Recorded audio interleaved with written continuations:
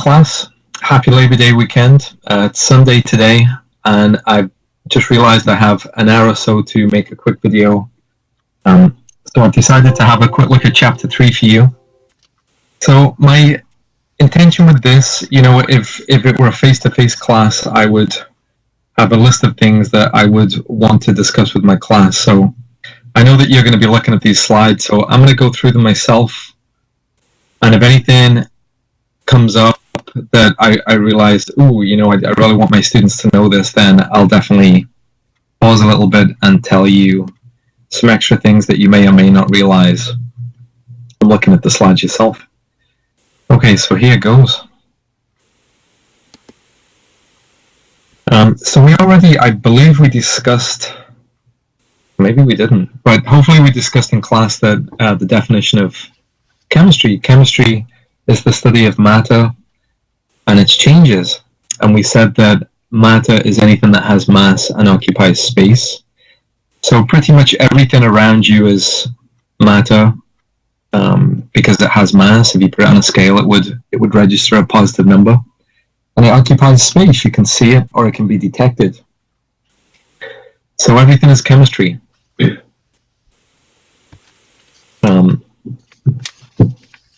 So this awesome graphic, I think basically that's what it's trying to tell you.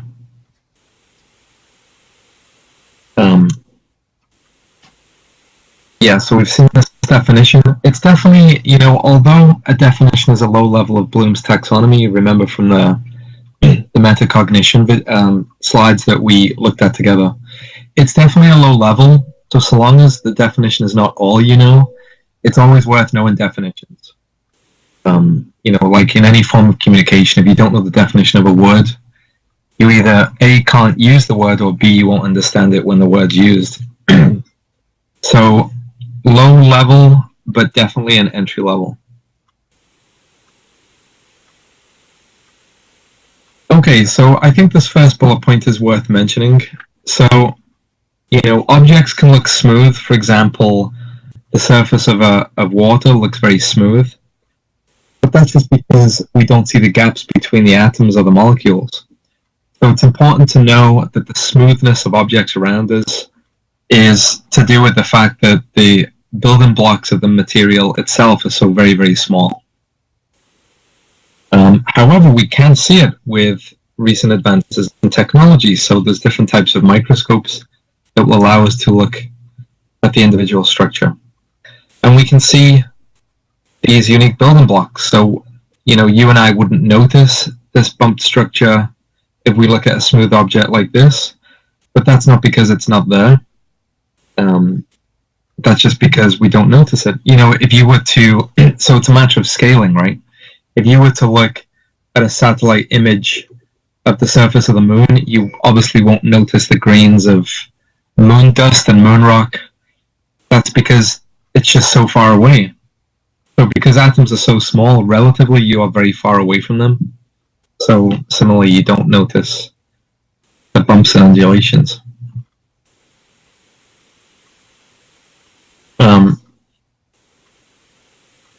So atoms and molecules. Molecules are typically more than one atom combined together. So if we look at this diagram here, the black, this is called a space-filling diagram. A molecular model diagram. So the black here are actually carbon atoms at the center of this structure. The red are oxygen atoms. The white spheres here are hydrogen atoms. So this is rubbing alcohol or isopropanol. So you can buy this in the store. This is what you would wipe somebody's arm with before you give them an injection, for example. It's also doctor office smell. So if you like the smell of a doctor's office, then you can sprinkle this all over your house and it will smell the same. So if you look at this here, this is one structure, but it's a composite structure made of different types of atoms. You have carbon, hydrogens, and oxygens. But together it makes unique structures, and we can have duplicates of the unique structure. So this could be a pure substance. It's just a mixture of atoms.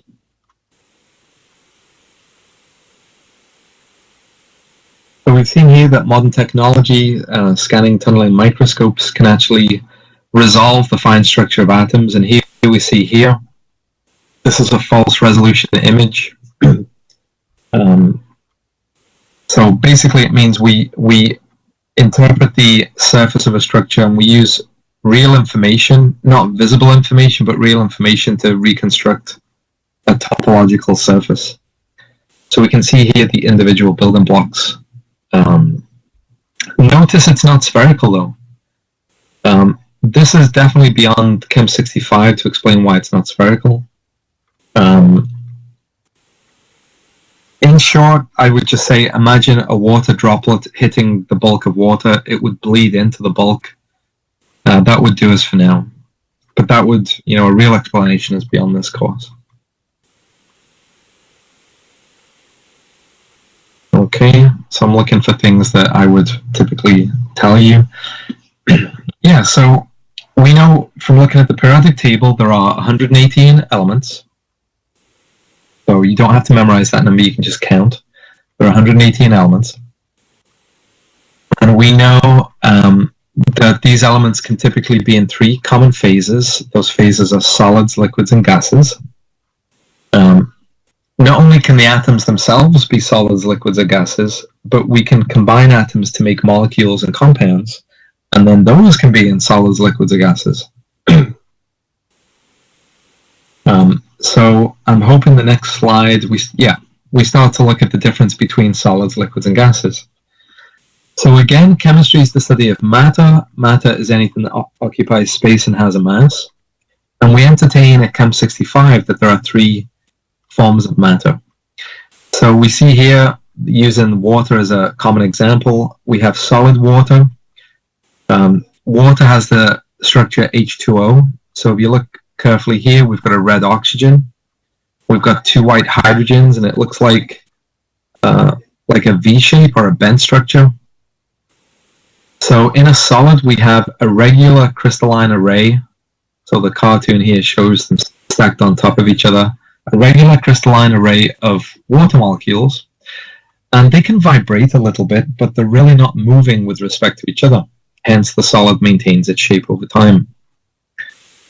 We can add energy, and we can break these interactions. So the mortar or the glue holding the structure together here, we can energize it, give it kinetic energy, and we can break those bonds. So just like you can energize a Band-Aid by ripping it off, you can break the glue that attaches the Band-Aid to your leg, for example. You can energize the water by heating it up. So you heating the water up gives energy, just like you ripping a Band-Aid off gives energy. And we can make the molecules move past each other. So notice they're still pretty much touching each other. There's a little bit of space you can dissolve things in, like sugar or salt, for example. But there's not a lot of room in here. So you can push them past each other like ball bearings. So for example, when you swim, all you're doing is you're pushing the water molecules past each other. But you can't swim through ice because the molecules are held too tightly. Less tightly, so you can swim through water. We keep heating, so for example, you could boil some water to keep adding energy to it to make it achieve the gas state, or the gas phase. And here we see that there are larger gaps between molecules. And this echo effect here, the shadow effect here, represents that the gas molecules are moving very rapidly. We know gas molecules are moving rapidly. For example, whenever you have sprayed a perfume in a room, it tends to occupy the whole room. We know that gases take the shape of the container. That's because they're moving rapidly and they move in no particular direction, so they therefore average in all directions pretty quickly. And you and I are walking in a room full of gas, or sat in a room full of gas right now, and that's because there's plenty of space between the gas molecules, and they can be pushed past each other. So as you go from left to right, from solid to liquid to gas, we're adding energy. And this is reversible. We can also go right to left. So from gas to liquid to solid. And that would be removing energy. And we can repeat. So this is a reversible process. And we know that reversible changes in matter are physical changes. Again, reversible changes in matter are physical changes, and that's a definition.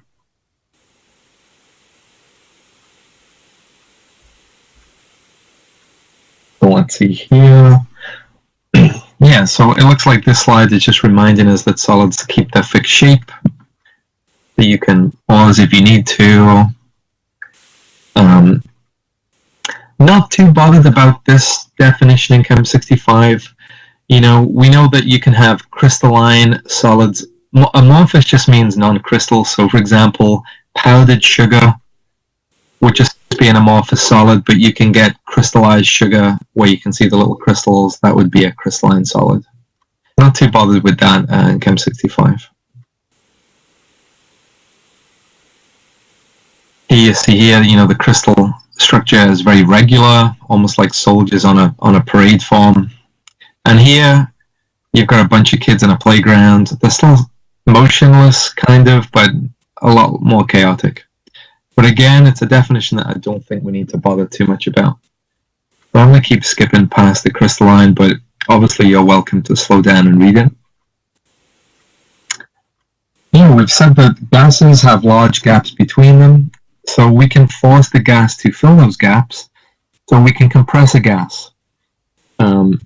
So, for example, a deodorant bottle, an aerosol, for example, it kind of sounds like a liquid when you shake it. That's because it's under pressure. We forced all those gas molecules together. But then you release the pressure by, you know, pressing the applicator nozzle, and then the gas comes out. So you probably all experienced that. Or if you're barbecuing this weekend, your gas cylinder, you might hear it slush around a little bit for your barbecue. And similarly, that because the methane gas is under high pressure, you might just hear it slosh around a bit.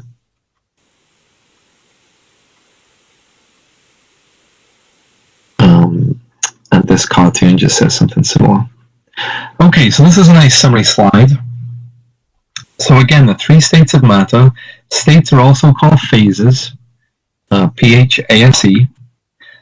And we know that the three states of matter that we're concerned about in Chem 65 are solid, liquid, and gas. And you would definitely be expected to, in your exam, explain briefly the difference between these three phases. So we know that solids are close together, they keep a fixed shape, therefore a fixed volume, and typically we don't compress them. And we all know that we build things out of solids for these very reasons. Liquids, we typically can't compress them either. They keep a fixed volume, but they definitely don't keep their shape, and we tend not to build things out of liquids, do we? The molecules are free to move past each other because they have more energy than the solid. They're incompressible, though, so that means that we can, you know, invent technology like hydraulics, so earth-moving equipment that uses hydraulic pumps. This only works because liquids are relatively incompressible. Gases, we can compress them. That's useful for storage, etc.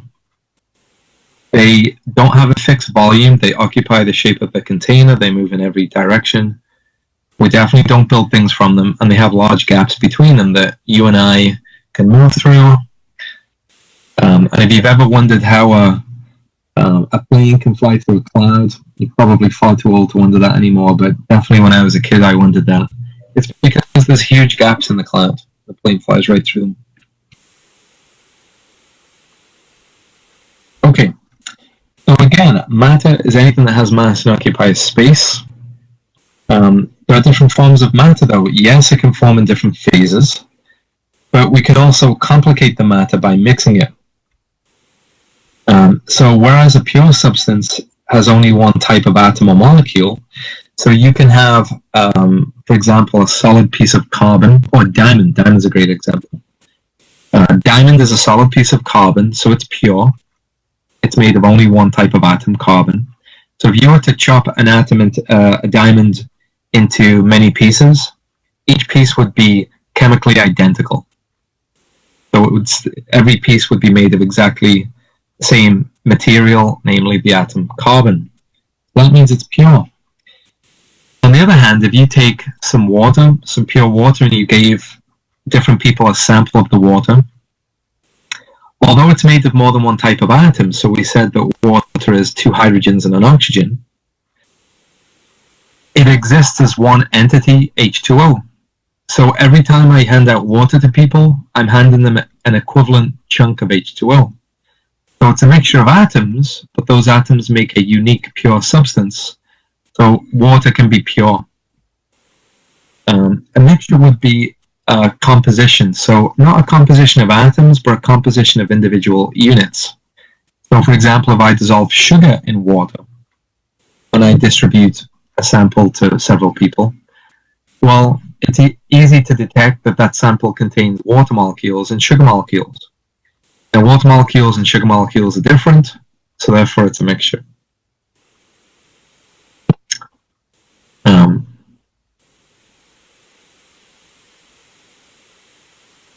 Looks like just the definition of element. Elements are different types of atoms, so there are 118 different types of atom in the periodic table, and the periodic table lists all the elements. So element is a specific type of atom. Atom is a more generic name. So for example, here's some atoms, but specifically they are the element helium. Helium is a gas, and you can see here it moves in random motions, and because it moves in random motions, it keeps the shape of its container. You know, the gas is trying to escape, and it maintains a fixed shape inside the balloon, so the balloon appears to be inflated.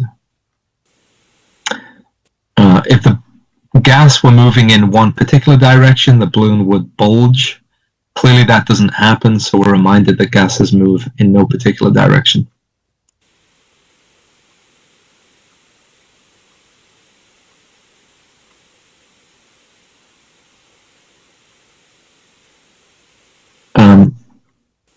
So molecules and compounds are often used interchangeably, although strictly speaking, a molecule is just more than one atom attached together. A compound typically is more than one different type of atom. But typically, all compounds are molecules, but not all molecules are compounds. But I think at Chem 65, if you were to use either word, compound or molecule, I think we'd let it lie. So here we can say these are molecules or compounds. It's an entity. See, these entities are all identical, so it's pure. Each entity of matter has a red oxygen and 2 white hydrogens. So we can say it's pure substance. They're not unique elements. They're all combined together to make unique entities. So we'd say this is a compound or a molecule.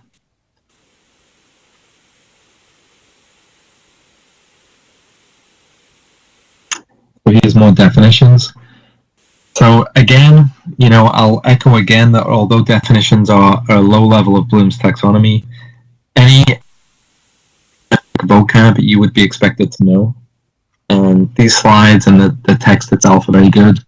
They highlight, you know, academic vocab.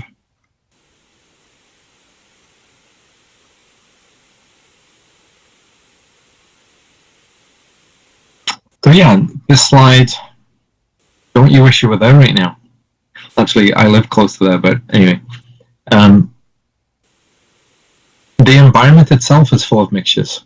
So the sky above us is a mixture typically of nitrogen and oxygen. So the sky is about 75% nitrogen, which is a small molecule with just 2 nitrogen atoms combined together. And about 20% oxygen that we need to breathe. Oxygen is a mixture of 2 oxygen atoms combined together. So that's about 75, 85. It's about 95% of the sky. And by the way, the sky is not blue because nitrogen is blue. That's an unfortunate coincidence of this diagram. The ocean is mainly water, but it's salty, right? So we have dissolved salts. We have positively charged cations. So this could just be regular table salt. So the cation here would be sodium, Na+, and the anion, the negative ion, would be chloride, Cl-. There's also a lot of magnesium chloride in the ocean and other such salts. So both the atmosphere above us is a mixture, and the ocean beneath us, if we are at the beach today, which you shouldn't be because you should be studying chemistry. Oh, well, I'll forgive you if you have your chemistry books on the beach. Is also a mixture.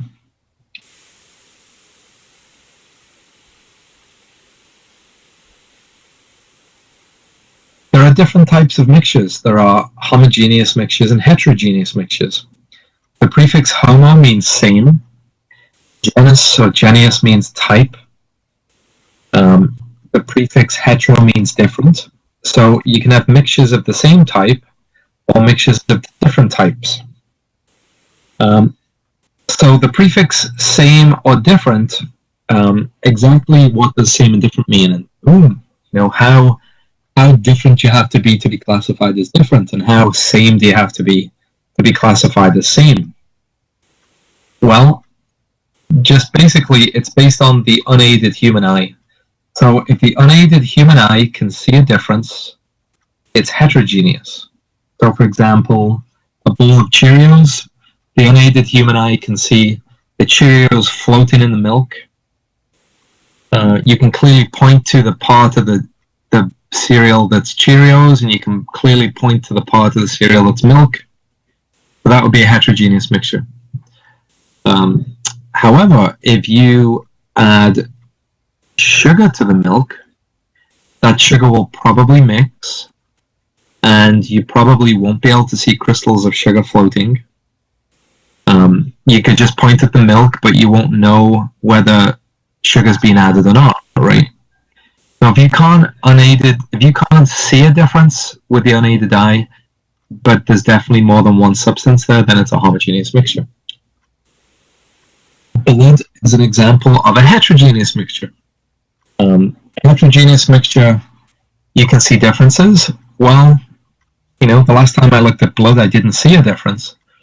But that's because usually when people see blood, it's oozing out of our body in an unfortunate manner. But if you were to get the blood and let it settle overnight, it would separate naturally. So anything that would separate naturally into layers that can be distinguished with the unaided human eye is heterogeneous. And we know that blood will do this. It will separate into platelets and cells. They would settle, and then the plasma would be left above. So anything that will separate on its own is a heterogeneous mixture.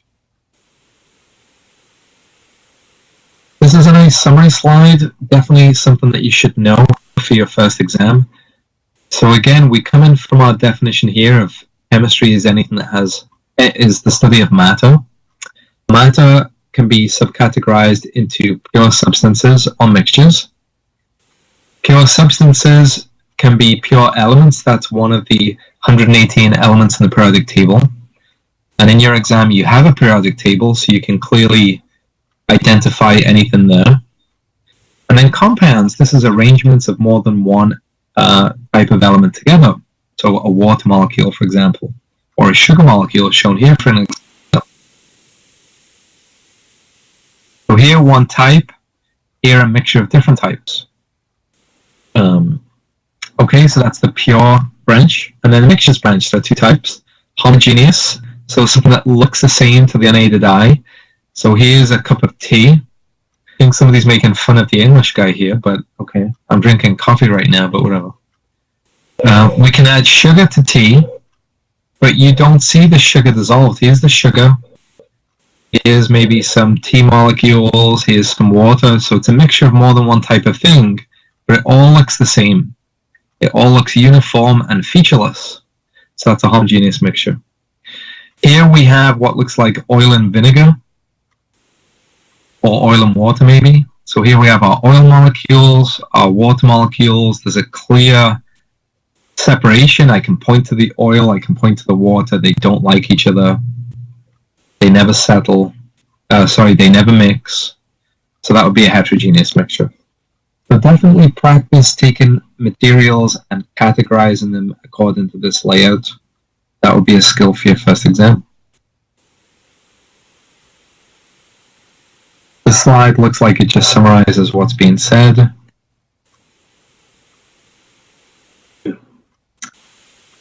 Okay, so we said that, again, to echo the definition, chemistry is the study of matter and the changes it undergoes.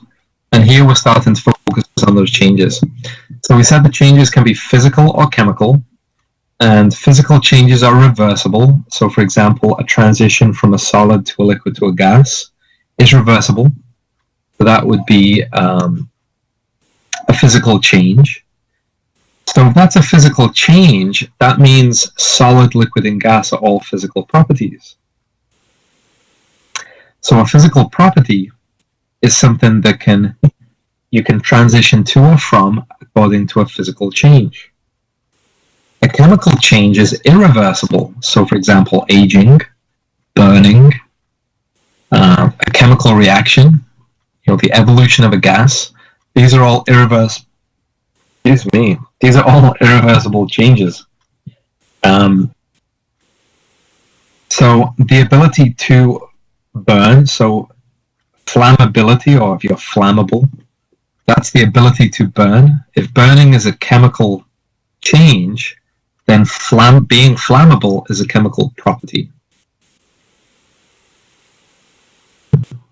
So that's the interaction between these properties and the changes.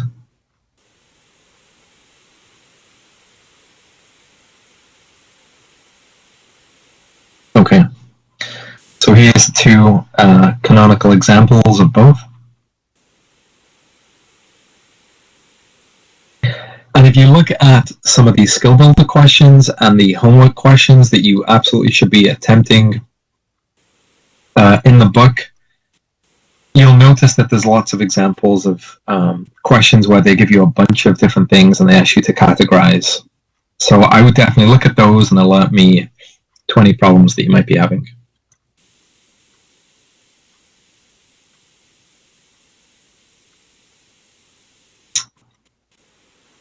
Okay, again, here's just an example of a phase change or a change of state. So changing from a solid to a liquid to a gas. It's reversible. You can do it all day long, so it's definitely a physical change. So boiling point, if you boil to go from a liquid to a gas, that's a physical change. So boiling point must be a physical property. Melting point must be a physical property also, because melting from a solid to a liquid is a physical change. So melting point, freezing point, boiling point, they're all physical properties.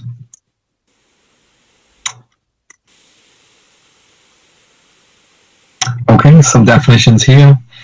These are basic definitions, but definitely important, and definitely things that we need to know at Chem 65.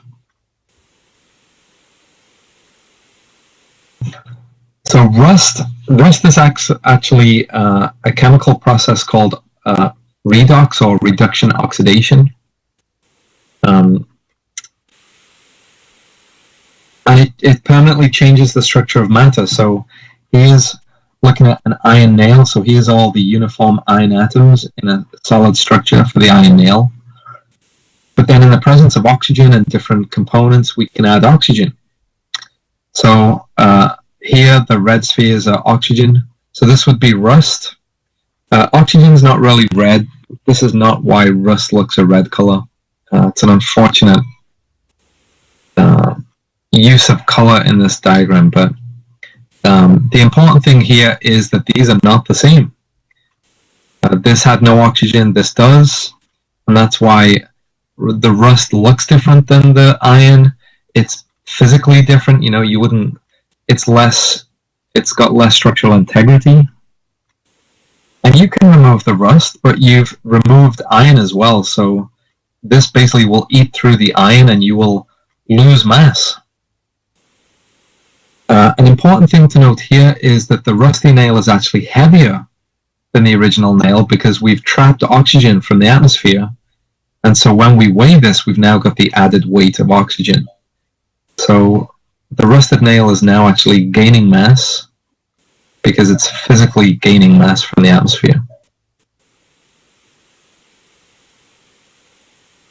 Chemical reactions are what we need to focus on a lot in obviously in chemistry. So the way we show an irreversible chemical change is via the use of a chemical equation. So we have a chemical on the left of an arrow, and then a chemical on the right of the arrow. The chemical on the left is called a reactant. There can be more than one. The chemical on the right is called a product. There can be more than one. And we write a reaction left to right, and the left to right direction represents the passage of time. So just like in a book, you would typically, well, a book in the US, you would read it left to right. A chemical reaction, you would read it left to right. So before I had reactants, after some time, there was a change, and later on I have products.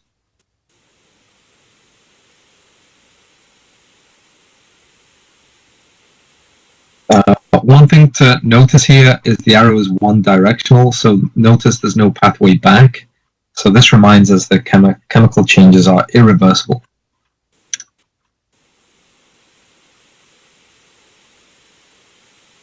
Yeah, so I'd say the last two bullet points are worthy of note here.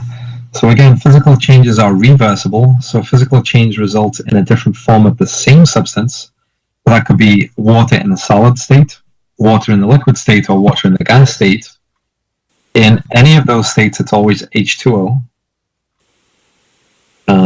Whereas a chemical change is a completely new substance. So our rusty nail example. Reactant, we had just iron atoms, and as the product, we had iron mixed with oxygen atoms.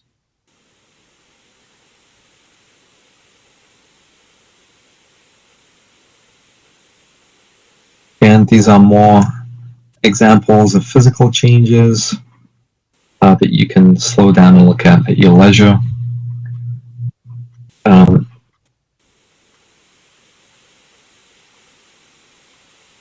So mixtures can be separated. So we said that mixtures come in two types. We can have homogeneous mixtures. So for example, sugary water or ocean water, salty water, that's a homogeneous mixture. We can have heterogeneous mixtures. So it's much easier to separate a heterogeneous mixture, typically because you know when you've done it, right? You can see the thing you're trying to separate most of the time.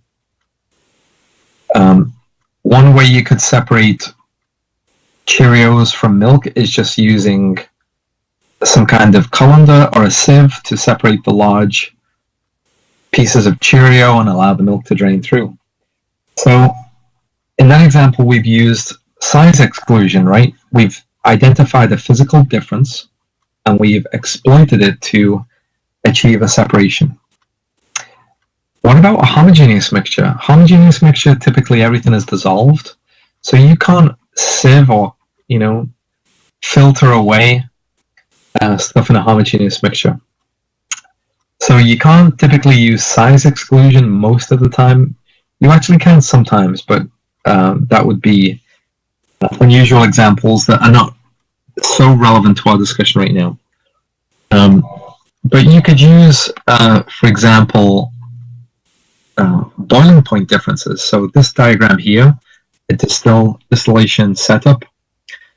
The diagram on the left, we're basically heating up this Florence flask here. Florence flask is this round flask here. We're heating it up with a Bunsen burner. It's got a mixture of liquids.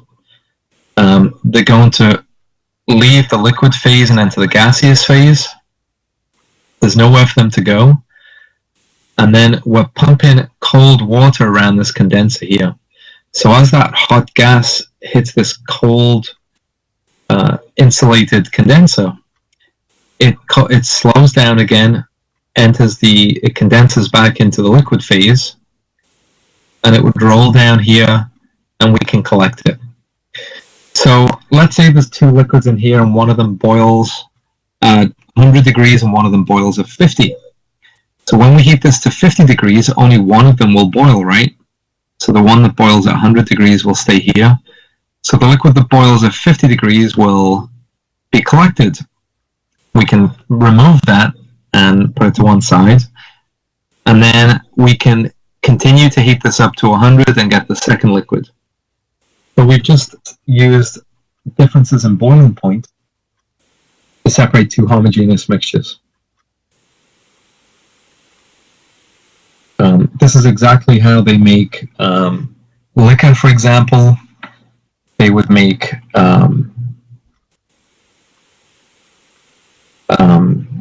if you make alcohol from yeast, you can typically get up to about 14% alcohol before the alcohol kills the yeast. And then you'd have to distill it. So you'd have to put the 14% alcohol here. You would boil the alcohol away, and you would collect just the alcohol out of the watery yeasty solution.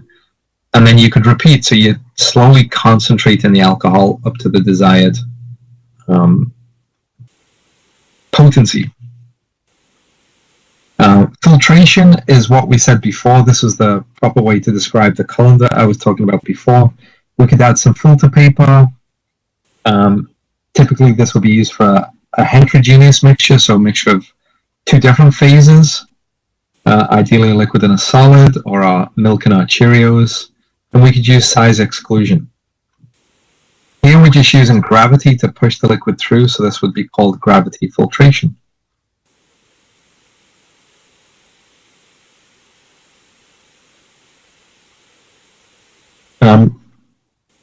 Chemistry is a relatively new discipline. It's only about as old as the US. So around the 1790s is when chemistry was formed. And it really involved people realizing the law of conservation of mass. So it was a guy called Antoine Lavoisier, a French guy, who was beheaded in the French Revolution. But don't feel guilty, it wasn't your fault. And he probably deserved it. But he was one to realize that matter can neither be created nor destroyed. So why did this lead to the evolution of a new science? It was something that was conserved, and typically when you're building something, you need something that's a fixed quantity. Think of a fixed foundation when you're building a building. Variables that always change relative to each other, it's hard to measure anything if everything's changing. So now that scientists realize, thanks to Antoine Lavoisier, that the mass is something that doesn't change, that's our fixed point, and we can measure things with respect to mass. So there is no new matter. Matter is neither created nor destroyed. It can just be reconstituted into different forms. So this is definitely important for us to know. So if we take a chemical reaction here, let's say we take butane gas, camping gas. So we're camping, we get some gas, we burn it in the presence of oxygen.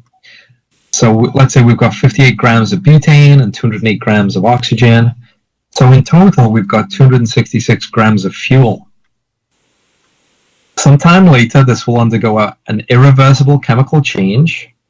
We'll burn it to carbon dioxide, water, and the combined mass of the exhaust should be exactly the same as the mass of the fuel. So this was the big thing that Antoine Lavoisier taught us.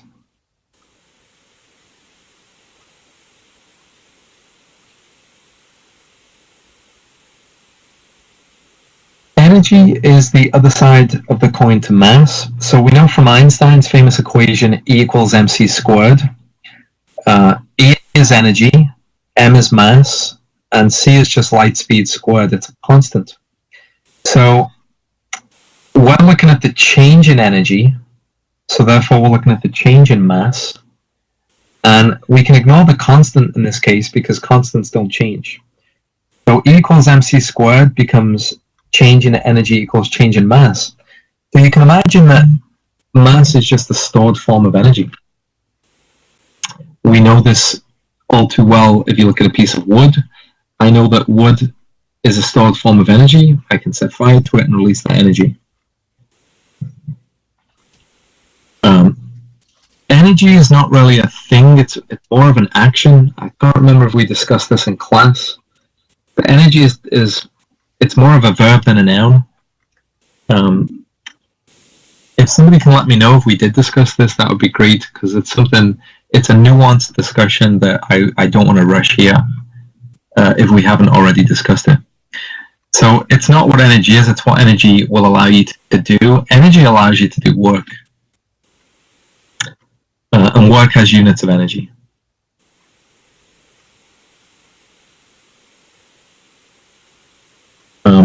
Because energy and mass are two sides of the same coin, the conservation of mass law is analogous to the conservation of energy law. And the conservation of energy law essentially stems from the first law of thermodynamics. So matter can neither be created nor destroyed. Similarly, energy can neither be created nor destroyed.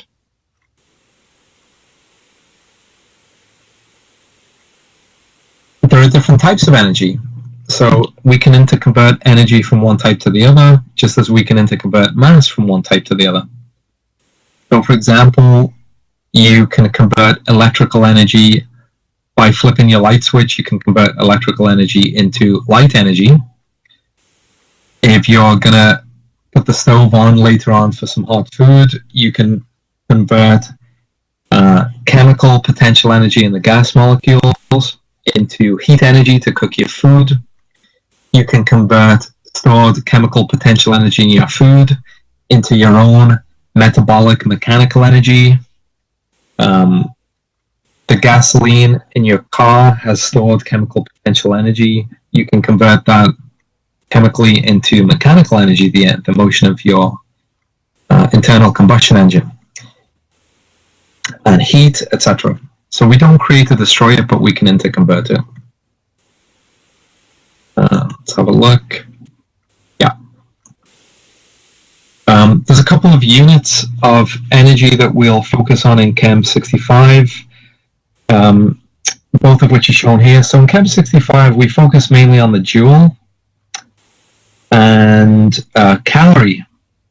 We typically don't focus too much on kilowatt hour, although this is the favored unit for your electricity bill. So if you look at your utility bill, it will typically say how many kilowatt hours you use.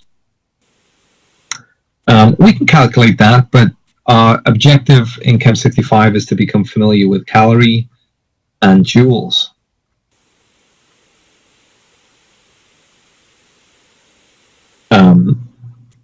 It might be worth knowing this top conversion here. So a calorie, and notice there are two types of calorie. There's a low C calorie and a high C calorie. A low C calorie is 4.184 joules. And a low C calorie is actually 1,000th of a big C calorie, or rephrased, a big C calorie is 1,000 low C calories.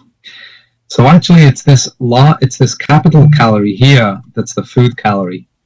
So when you hear that a typical adult needs 2,000 calories a day, it would be these calories, not those calories. You know, if you wanted to convert your utility bill in kilowatt hours to joules, you could use this equation here. Maybe we'll do that as an example. But again, the top two, the qualities are the most important for Chem 65.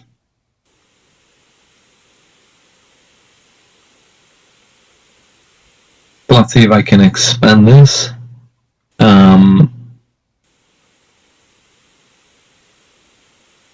So here's a typical example of how you might use this in an equation. So the question says a candy bar contains 225 big C calories, that's the nutrition calorie. How many joules does it contain? So we have our equalities. So an equality, remember, is something we're going to use in dimensional analysis. It just means that something is equal to something else. So 1,000 small C calories equals 1 large C calorie. 4.184 joules equals 1 small C calorie. So these are equalities. And equalities in dimensional analysis become fractions. So we set the dimensional analysis up backwards. So I'm after the unit joule. So for now, focus on the unit and ignore the number. I know that joule equals, and then in class I would draw a line here. I don't know if I can actually draw that. If I were doing this in class, I would draw a line. Oh, it's a lot easier to do it in the board than it is here. I would write equals, and then I would just write the unit joule, right? This is how I would set it up. And I know that I need joule here. Okay. So joule equals joule, and then I'm looking at which equality to use. Well, I know I have to use this equality, right? Because it's the only one with joule. So I would write 4.184 joule divided by 1 calorie. Let's see. Oh. Well, you can imagine I would put 4.184 here. 4.184 right there. And then I'd put 1 calorie here. Now, because I've got the calorie here,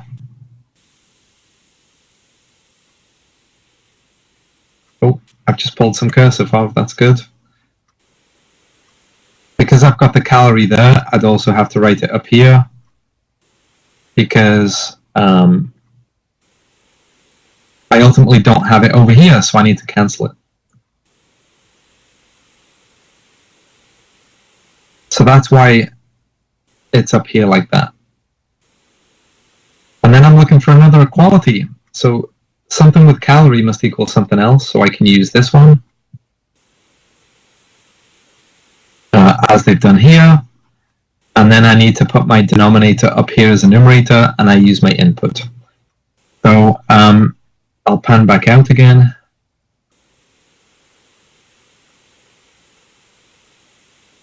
So that would be the technique, the dimensional analysis technique. There are some nice Tyler DeWitt videos. And I can also offer some more videos or tutorials to anyone that's struggling with that. So all you need to do is let me know on the Know Your Exam Warriors. And we get our answer.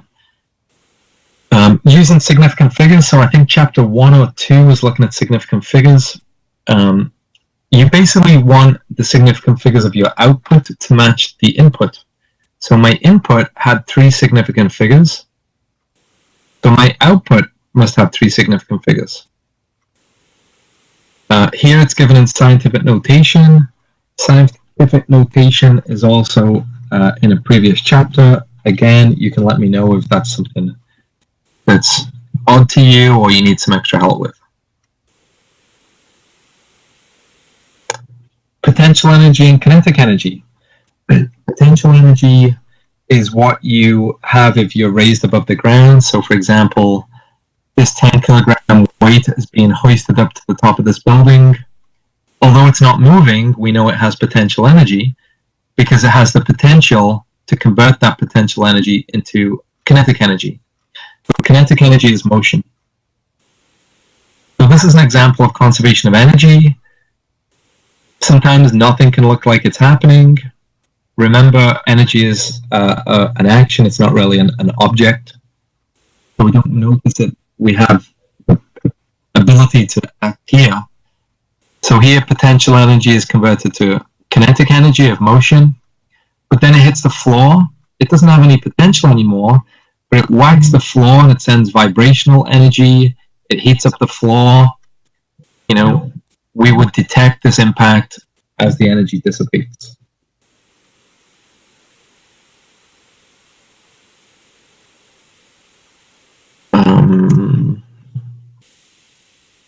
Okay. Here's some excellent vocab here that we would need to know. Exothermic and endothermic. I have a nice way of thinking of, well, I think I have a nice way of thinking of exothermic and endothermic. So I would say energy exits in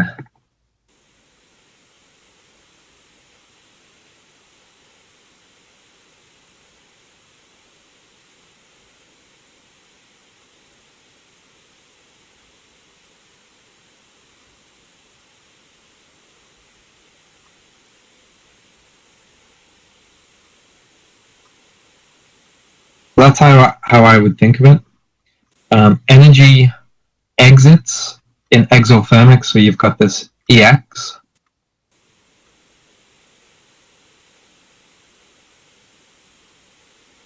EX. EX. Energy exits in exothermic reactions. And then En, energy enters. En in endothermic. En. Okay, so you notice that in an exothermic process, the reactants have higher energy than the products. So this would be an example. For example, burning would be exothermic. Exothermic reactions produce heat. So if energy exits, the heat that you feel is the energy that's exiting the reaction. So I can take my reactant, let's say a piece of wood. The wood contains stored energy. I can ignite the wood, release the energy, cook my food, and it feels hot to me. And I know that my products have less energy. The waste ash, I can no longer use that. It tends to be a useless byproduct because I've released all the useful energy to do something with. So this would be the way to represent any type of burning. This is actually the way to represent biological aging as well. So aging or biology is a slow, controlled burn. Endothermic could be, notice the reactants have less energy than products. So if you're making a product that's typically more complicated, so for example,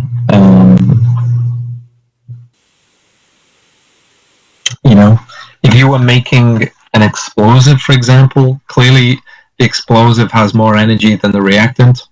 This would be an example. It's coded blue here, you notice. Endothermic processes tend to get cold. So we typically would have an ice pack. So anything that gets cold over time, it's an endothermic change. Anything that gets hot over time is an exothermic change.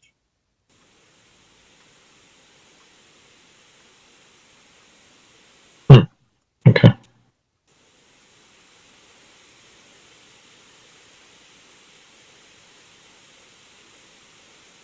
The atoms. Yeah, so temperature, let me see what the next slide says, because I don't know where it's going to go with this. Okay, yeah, so temperature is a phenomenon. Temperature basically is a measurement of the motion of molecules.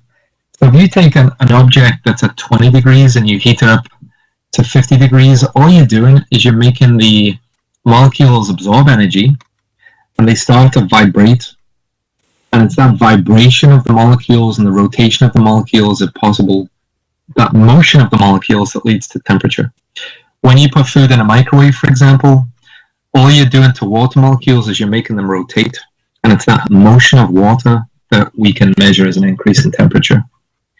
Inversely, if you cool something down, you're slowing the molecules down. You're removing energy away from them.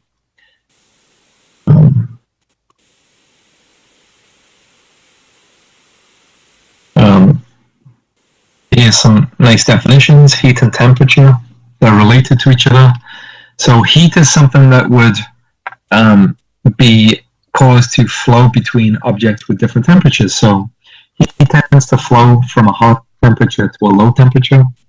So if you put your hand in front of a flame, because your hand is cooler than the flame, heat would flow to your hand. Whereas if you put your hand in front of a block of ice, because your hand is warmer than the block of ice, heat would flow to the block of ice and you'd feel cold. Temperature can come in different scales. So we have the Fahrenheit scale, the Celsius scale, and the Kelvin scale.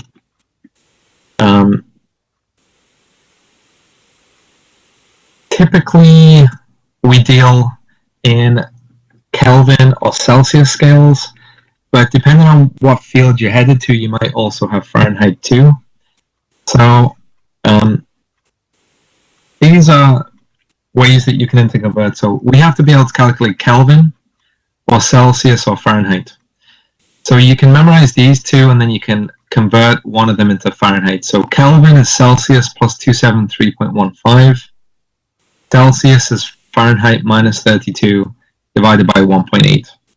So memorize these two and just practice taking Kelvin and calculating the other two from it, and vice versa.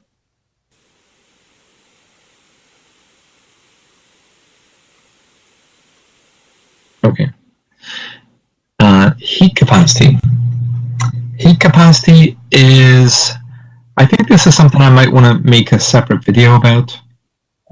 So I think I'm gonna close out this video because I want to make sure that you have a feel for heat capacity. So I'll close this video out and then I'll start fresh because I'm not sure how going on for now. Okay, so I'll see you in a few minutes.